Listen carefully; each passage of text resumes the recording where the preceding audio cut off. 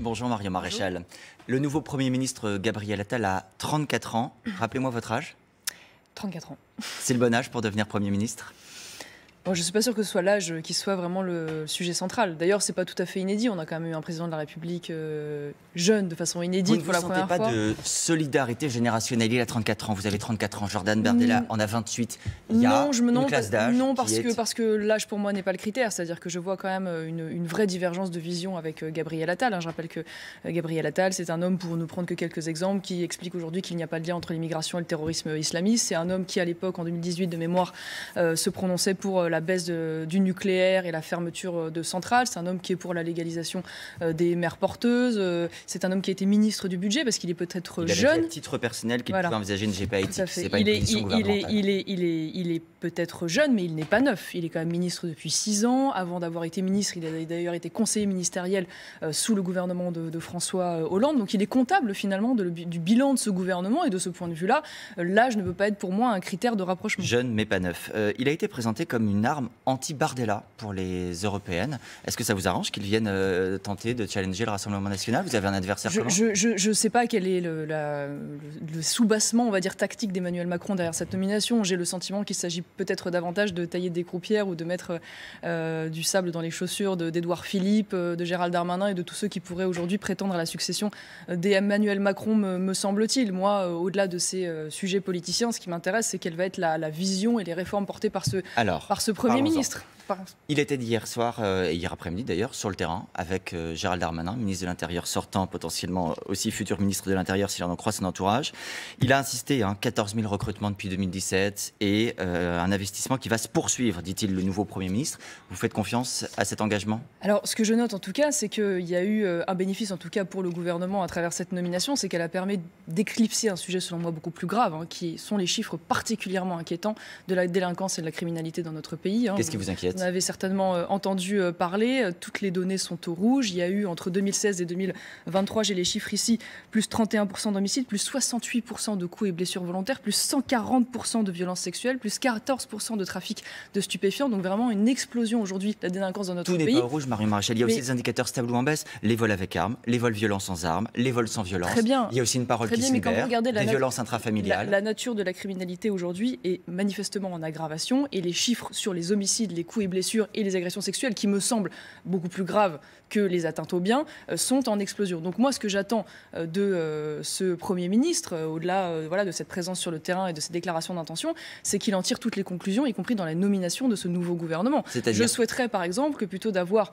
un ministre de la Justice, qui pour moi est le ministre du laxisme judiciaire à travers M. Dupond-Moretti, un véritable ministre de la fermeté, de la réforme de l'organisation et du fonctionnement judiciaire, d'une réforme de la police. C'est pas à moi de décider parmi le camp de la Macronie. Vous dites que ça vous convient pas. Il n'y a pas grand monde qui trouve grâce à mes yeux aujourd'hui dans le panel des macronistes tel qu'il existe, et je les considère tous comptables. En tout cas, ce qui est sûr, c'est que je ne me satisfais pas aujourd'hui de ce ministre de la Justice. Je souhaiterais également qu'il en tire toutes les conclusions sur les causes de cette insécurité, au-delà de la politique pénale, et notamment du lien que je dis et que je répète avec l'immigration. Et de ce point de vue-là, je ne me satisfais pas aujourd'hui de la loi qui a été votée. Est-ce que ce Premier ministre va enfin lui aussi plaider pour donner la parole aux Français à travers un référendum? Parce que vous verrez dans quelques jours, nous allons avoir le Conseil constitutionnel qui va censurer l'essentiel disposition de ce texte. On va en parler. Juste et ce sera extrêmement décevant pour les Français. Vous parlez du lien avec l'immigration de votre point de vue. Les coups et blessures volontaires, pour moitié, ce sont des violences intrafamiliales. Quel est le lien avec l'immigration?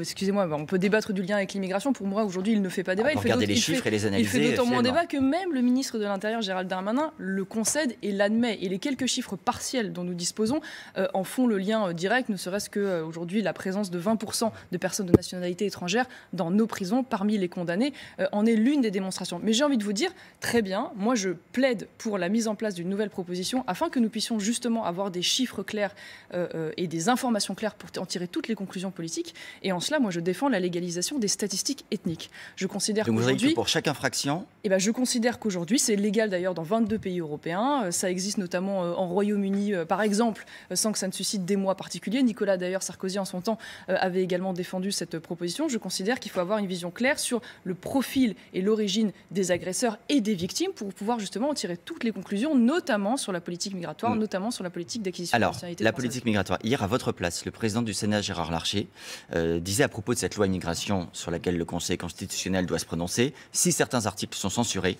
si cela touche à l'essence même de la maîtrise des politiques migratoires, il faudra modifier notre Constitution. Vous serez en soutien des Républicains ? Il faudra modifier la Constitution, de toute façon c'est un impératif, mais une fois de plus, pourquoi ne pas recourir au référendum alors qu'il y a un très large consensus? Parce que la Constitution ne permet pas de recourir au référendum sur l'immigration. Ça n'est pas vrai, il n'y a pas de jurisprudence aujourd'hui du Conseil constitutionnel qui dise formellement que le champ d'application de l'article 11 ne concerne pas l'immigration. Pour ça, il faudrait que le président de la République propose ce référendum pour que nous en soyons absolument sûrs.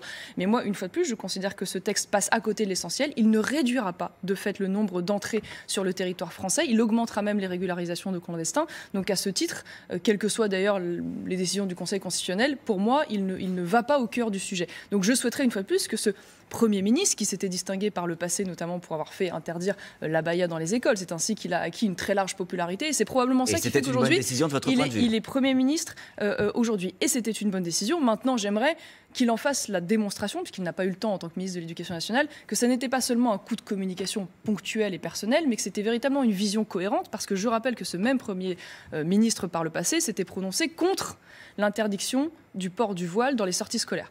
Donc c'est, si vous voulez, moi je suis en attente très forte de voir une fois de plus de la cohérence, et j'espère que sur ce sujet comme sur les autres, on ira dans une véritable rupture. Plusieurs journaux étrangers ont relevé dans leur titre cette semaine l'homosexualité de Gabriel Attal. En France, l'association SOS Homophobie souligne par ces mots: nous nous réjouissons, je les cite, du fait qu'être homosexuel ou gay aujourd'hui ne soit plus un obstacle à l'exercice de fonctions de premier rang. Est-ce que vous vous en réjouissez aussi? Non, je trouve ça très curieux, c'est-à-dire que en fait, pour moi, la sexualité, c'est pas un fait d'armes, c'est pas une identité, c'est pas une ligne sur le CV, c'est quelque chose de personnel, d'intime. Donc je n'aime pas aujourd'hui les revendications communautaristes qui sont faites à travers ces associations Est-ce que vous avez l'impression que c'est le cas du Premier ministre lui-même ? Non, je ne crois pas. Je ne l'ai pas vu par le passé d'ailleurs en faire la manifestation ou en faire un outil politique ou le revendiquer publiquement. Donc là, de ce point de vue-là, il faut lui accorder la pudeur et la discrétion et de mettre la sexualité là où elle doit être, c'est-à-dire dans la vie personnelle et intime et non pas sur la place publique. Donc non, moi je m'en étonne, mais au-delà de ça, je vais vous dire, moi je m'amuse un petit peu quand même du récit qu'on a depuis 48 heures. Ça veut dire qu'il y a eu le 25 décembre Jésus-Christ, la naissance du Christ, et puis on a eu le 8 janvier la naissance divine du nouveau Premier ministre. Donc c'est vrai qu'il y a, me semble-t-il, par rapport à ce que je vois aujourd'hui de l'attente des Français, une déconnexion totale entre le récit médiatique et des Français qui, pour la plupart, ne sont pas dupes aujourd'hui de ce faux véritable changement. La dernière question, c'était avec vous, Bruce. Et Marion Maréchal, elle aussi a 34 ans.